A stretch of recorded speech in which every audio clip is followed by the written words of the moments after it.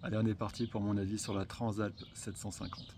Donc la Transalp 750, quand je l'ai vue, déjà pour parler du look, c'est pas une moto où je me suis dit waouh, c'est une belle moto. Non, c'est une moto en fait un peu passe-partout. Après, ça reste une Transalp. Comme la Transalp d'avant, c'est la moto grand public. Donc c'est pas une moto, on va dire, classe ou agressive. Non, c'est une moto assez sobre, qui est assez jolie dans son coloris gris. Elle existe aussi en blanc avec les jantes dorées. Je trouve que c'est une moto qui est jolie, mais voilà, c'est pas sur son look qu'on va s'éterniser. Ensuite, la prise en main. En fait, c'est une Honda. C'est une, comment dire, elle est très simple de prise en main. Je trouve que le moteur a été en plus adouci comparé à la Hornet, ce qui la rend encore plus évidente. Elle est pas si haute de selle, beaucoup moins qu'une Africa Twin. Moi, je fais 1m80, j'étais vraiment à l'aise dessus. Le gabarit est plus petit, ça se fait que c'est quand même moins impressionnant qu'une Africa.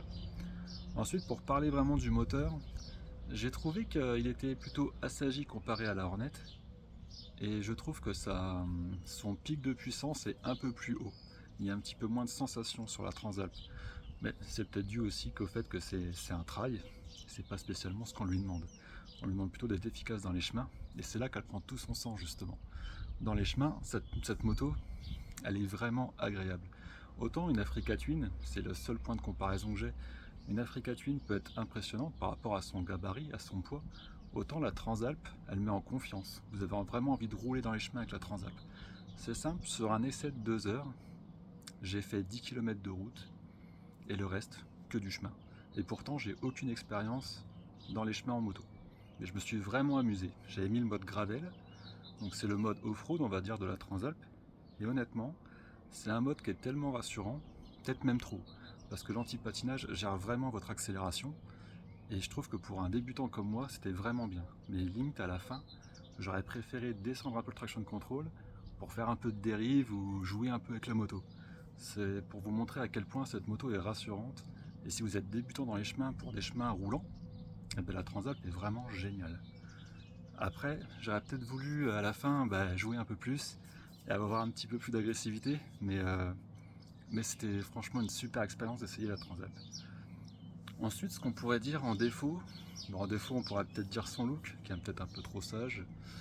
Peut-être qu'il aurait fallu avoir des coloris un peu plus agressifs, comme une Transalp rouge, genre une Africa Twin rouge, vous voyez, ça la rend toujours un peu plus agressive. Euh, et en défaut, peut-être le prix. Bon, vous me direz, maintenant les trails sont tous à peu près à ce prix-là, mais moi je trouve que 10 500 € dans un trail, une moto assez basique, on peut dire quand même, je trouve que c'est assez cher. Donc la Transalp, je la conseillerais pour des gens qui veulent une moto vraiment polyvalente, moins impressionnante qu'une Africa Twin, moins haute surtout.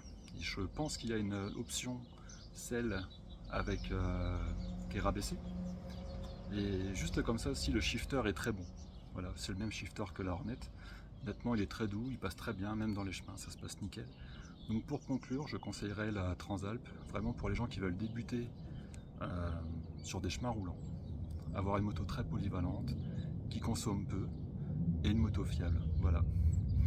Je vous mets quelques vidéos de mon essai de la Transalp. Salut!